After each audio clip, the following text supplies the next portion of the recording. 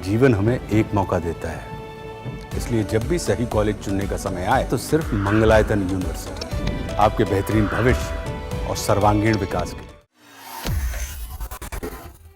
रोता बिलखता परिवार, घर में पसरा मातम, पायलट की याद में उमड़े लोग, हर तरफ गम ही गम, हर आंख हो रही नम। ये आंसुओं का सैलाब उस पायलट की याद में है जिसने आखिरी वक्त तक एयर इंडिया के प्लेन में सवार 241 लोगों को बचाने की कोशिश की।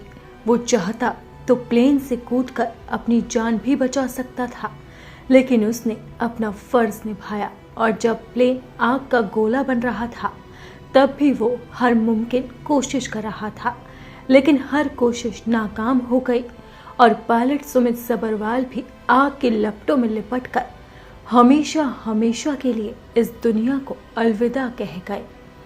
आज जैसे ही उनका पार्थिव शरीर उनके मुंबई वाले घर में पहुंचा तो हर कोई बिलख बिलख कर रोने लगा।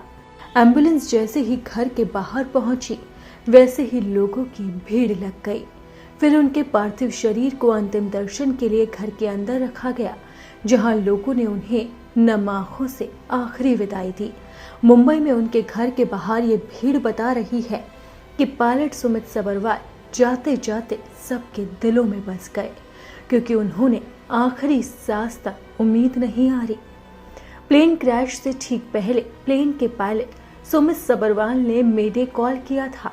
वो टेक ऑफ के तुरंत बाद इमरजेंसी कॉल कर एयर ट्रैफिक कंट्रोल यानी कि एटीसी को कुछ बताना चाह रहे थे। हालांकि जब एटीसी की तरफ से जवाबी कॉल नहीं किया गया तो पायलट उसे रिसीव नहीं कर सके।